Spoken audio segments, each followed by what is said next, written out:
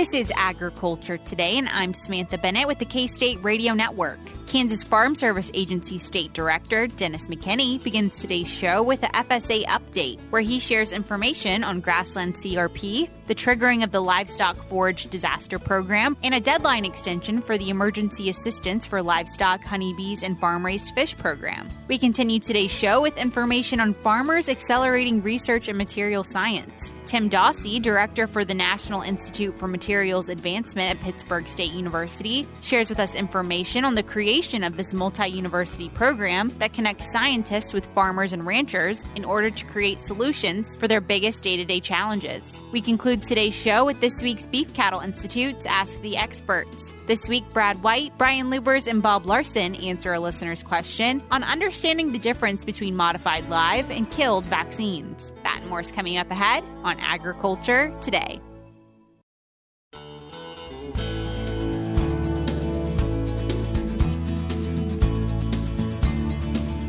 This is Agriculture Today. We are beginning today's show with an FSA update, and joining us for that today is Dennis McKinney. He is the State Director with the Kansas Farm Service Agency. So, Dennis, thanks for joining us today. Hey, thanks for having me. Yeah, always great to have you. And you wanted to start today by talking about some Grassland CRP opportunities. That's right. As you know, the general CRP sign-up number 60 just came to a conclusion, and now they've opened up April 17th through May 26th, the Grassland CRP sign-up. This is lands that have come out of CRP or existing grasslands where we pasture it, and that's eligible for the Grassland CRP. You have to have a grazing management plan if you're accepted.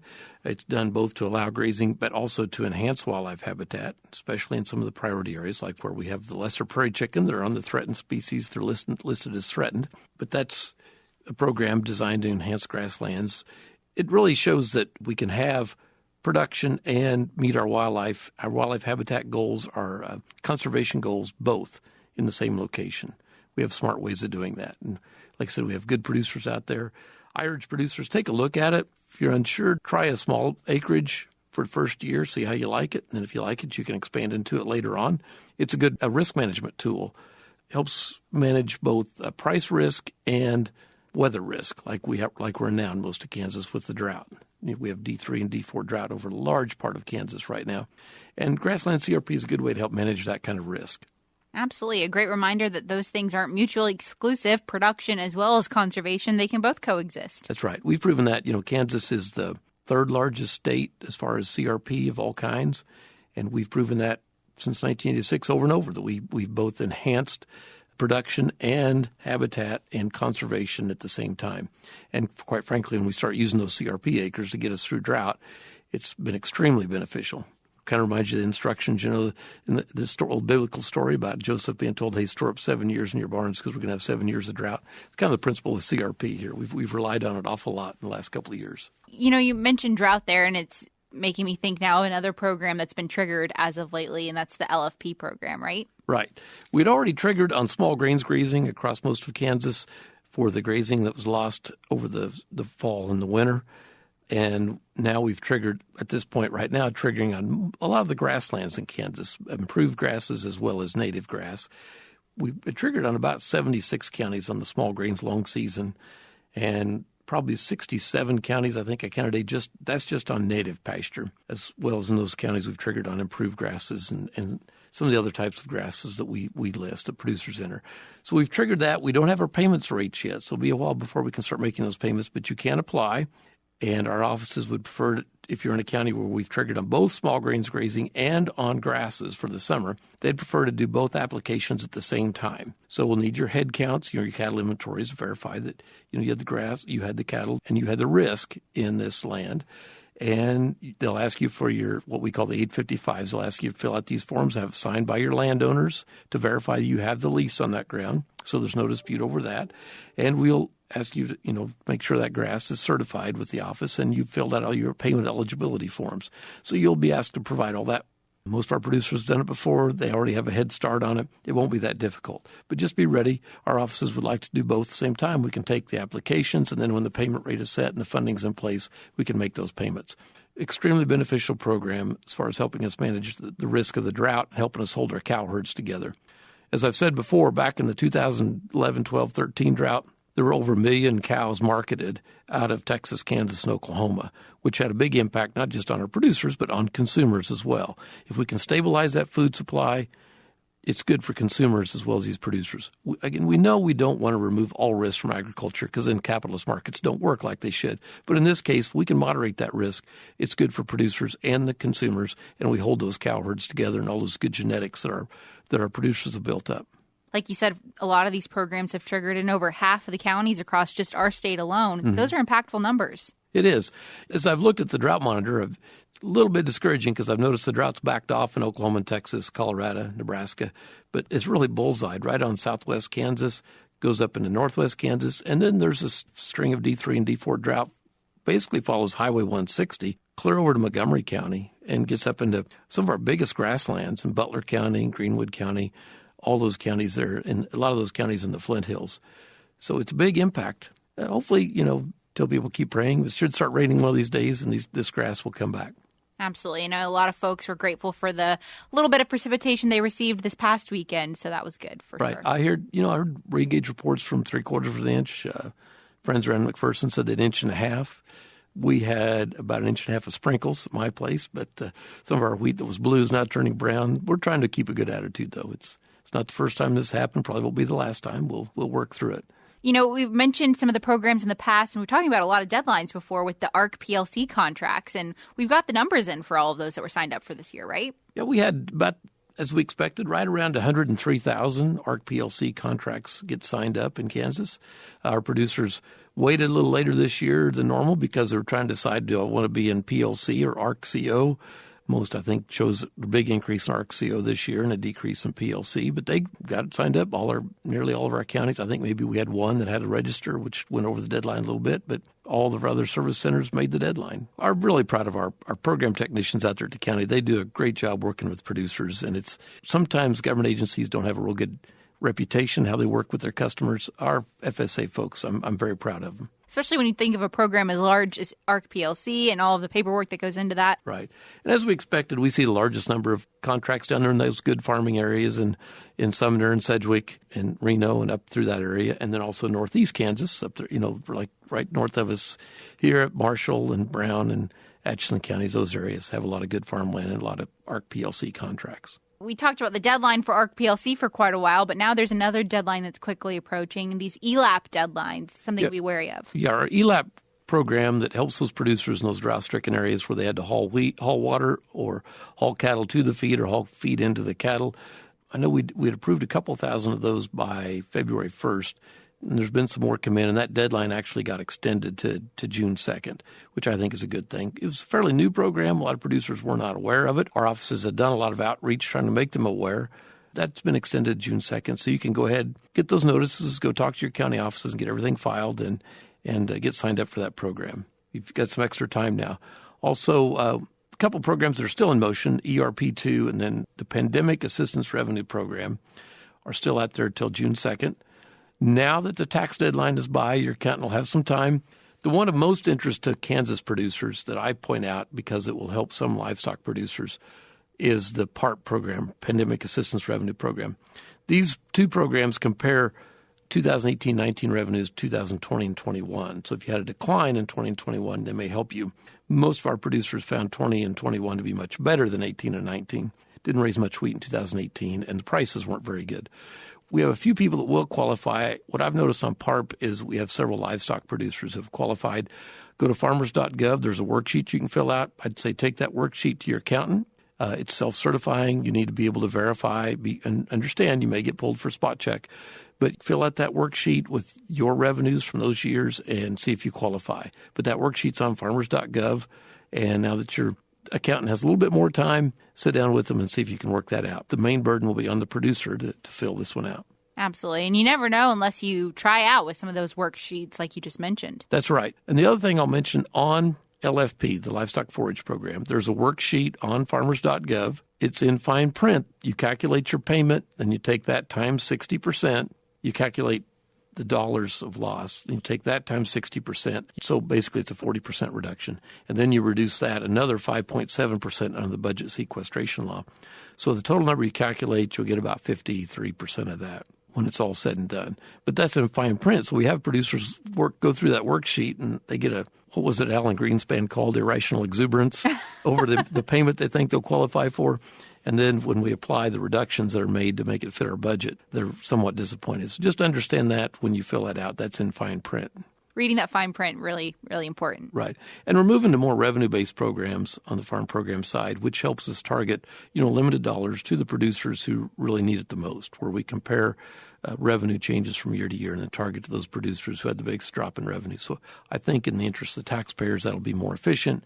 We can also share more data from the Risk Management Agency on crop production, which will let us streamline the process, make it a little faster and a little easier for producers and for our offices. So that'll be in the interest of the taxpayers as well. Absolutely. Well, Dennis, I can't thank you enough for joining us today. Some great insight on everything that is the latest and greatest going on with the FSA team here in Kansas. As I say, as I've always said when I come in before, we have the privilege of partnering with the world's best farmers and ranchers to help them manage their risk and to help build the safest, most abundant food supply in the world and to conserve our natural resources. And we're proud of that role. Absolutely. Well, once again, everyone, that was State Director with the Kansas Farm Service Agency, Dennis McKinney, joining me for an FSA update. If you're listening to us on the radio and are afraid you're going to miss out on our next segment because you're reaching your destination or have something else that you're having to switch to quickly here, don't forget the Agriculture Today programming is also available as a podcast. Our podcast is easily accessible on all podcasting platforms, including our website, agtoday.net, as well as Spotify, Apple Podcasts, and more. You can simply search us on any podcasting platform, Agriculture Today, Kansas State, and we are more than likely to pop up and you can follow us there. We're cutting to a short break now, but we'll be back with more ahead on Agriculture Today.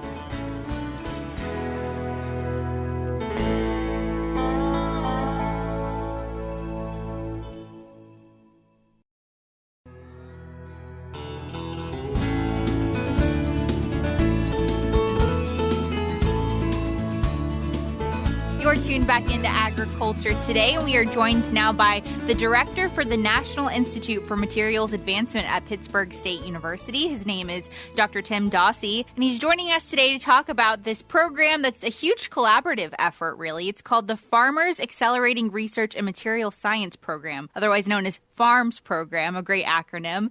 But Tim, this is a collaborative project that's going on between multiple different universities, including you all at Pittsburg State and here at K-State as well. That's right. Yeah. Very much appreciate the support from the K-State Extension Office and others in there. So yeah, it has been a great collaborative interaction.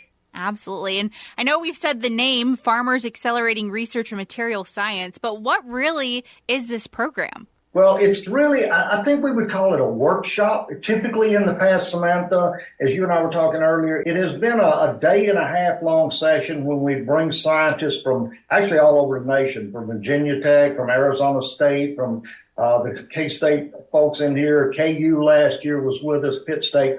We bring those in with the farmers and ranchers to have an exchange of thoughts of what are the problems right now that the farmers are dealing with, the farmers, the ranchers, the producers of any form. And then we get together as the scientists and say, okay, what pieces of this may we be able to address with material science? Can we use agricultural products, byproducts, waste? Can we make value-added products? And oh, by the way, some of those may be able to use right back into the agricultural industry to increase the efficiency.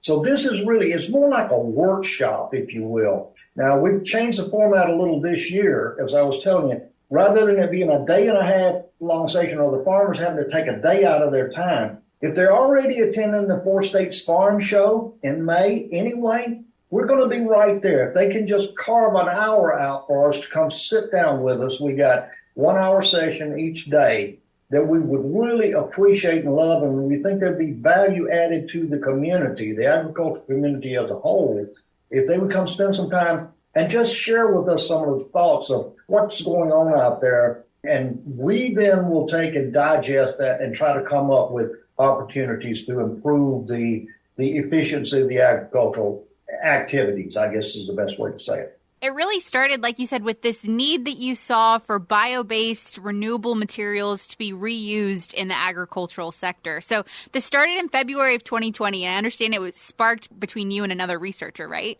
That's right, yes. Dr. Tim Long, great friend of mine at Virginia Tech, was here visiting with us. And that's the thing, is that a lot of people in the area are not aware that here at Pitt State, we've got the National Institute for Materials Advancement. We call it NEMA. For over 25 years, we've been here in the Tyler Research Center doing exactly this kind of research using bio-based materials, whether it's soybean oils, corn oils, you name it. We're looking at various fibers and, that we could be using to be used to make value-added products.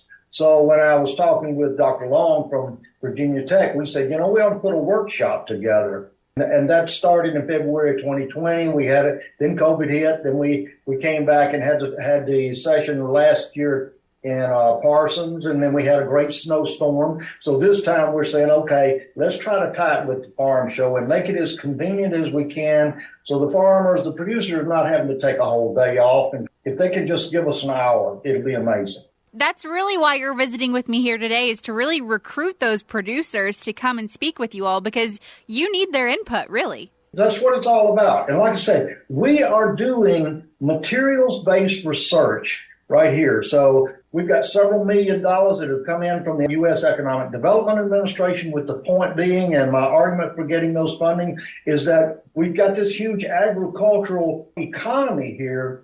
But once you pull the mining out of here in the 60s and 70s, it really left us with very little economic diversity. So what we're trying to do is say, hey, let's take the technologies, let's use our bio-based renewable resources, let's produce manufacturing jobs in the region here so that we do get that economic diversity. We provide job opportunities, manufacturing job opportunities right here. And oh, by the way, the kids that we're sending all over the nation, they'll be able to stay closer to home here and help on those farms. It's all part of that community engagement, really.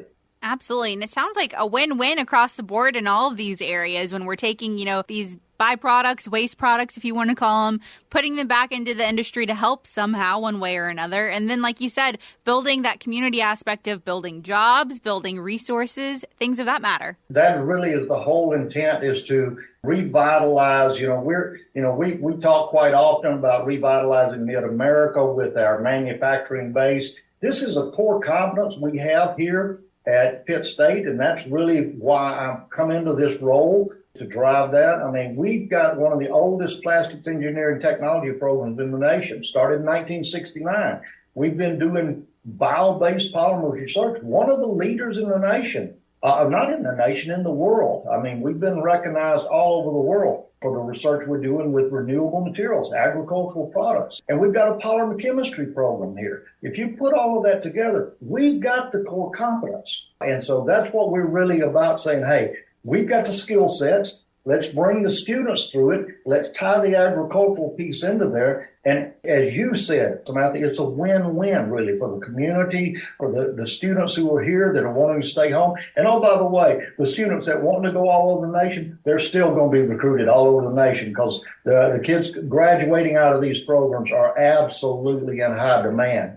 So it's from that perspective, but it's really looking at these farmers and the ranchers, the producers out there, to say, we're going to continue doing what we do anyway, materials research, but it sure would be sweet if we tie these together where we can say, hey, these farmers and ranchers actually benefit directly from it. We're either using their byproducts or waste products where there's value there for them, right? And then if we're generating products that they can use back into their production operations, that benefits them. And oh, by the way, there were jobs created along the way. These producers that you've spoken to so far when it comes to some of the workshops you've held, what are some of the things that you've heard in the past, and what are kind of some of the concerns that you think might be out there, but you actually just need to, hear it from someone directly? That's a big piece of it, is we don't know what we don't know, Samantha. So, I think it's fair to say most of us scientists didn't grow up on a tractor, okay? So we don't necessarily speak the language. And thank goodness for Dale Helwig and the other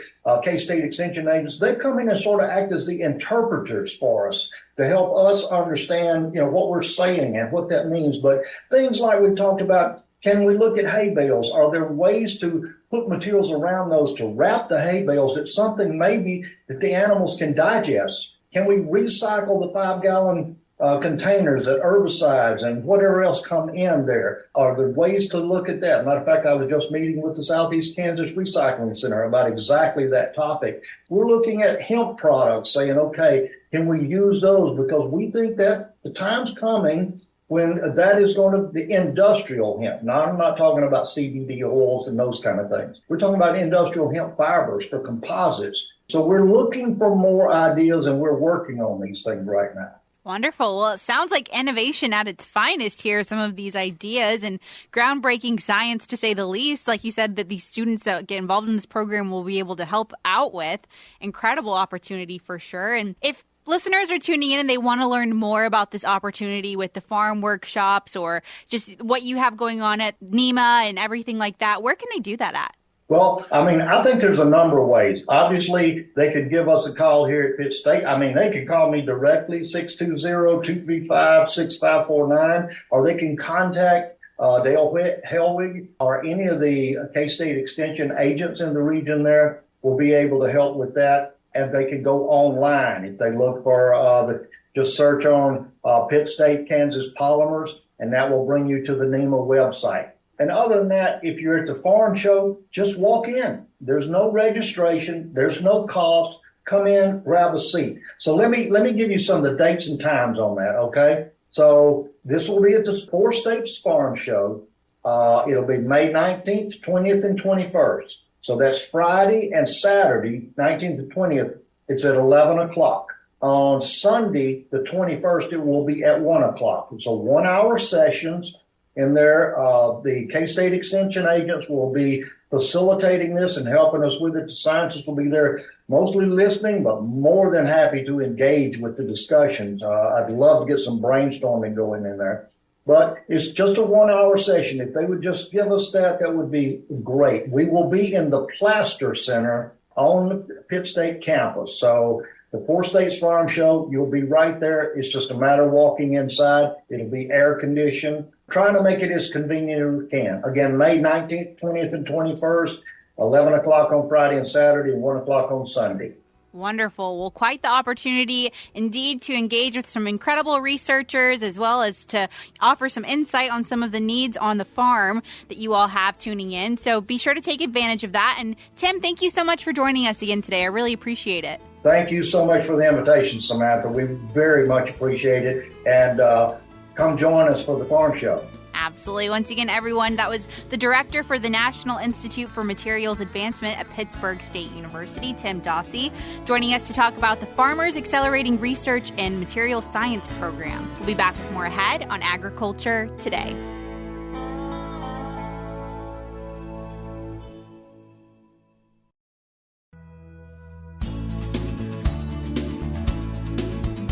You're tuned back into Agriculture Today. We're ending today's show with this week's BCI's Ask the Experts. We're joined today by K-State experts Brad White, Brian Lubbers, and Bob Larson. Hi, welcome to BCI Ask the Experts. I'm Brad White, joined today by our two experts, Dr. Brian Lubbers and Dr. Bob Larson. This is our chance to answer your questions. If you have questions you'd like us to answer, you can send us an email at bci@ksu.edu. And then when our experts answer the question, they each get up to 10 points as we go through the process. And today we've got a doozy, guys. So it's on vaccines. And the listener question was related to, I hear a lot about killed versus modified live for viral vaccines. And often we're talking about viruses that could affect cows or calves. Can you compare and contrast those for me? Can you tell me what are the differences and should I care? Brian, I'm going to you first. I guess I'll start with killed because that's, I think, the easiest one to explain, right? A killed vaccine is we grow up the virus in a culture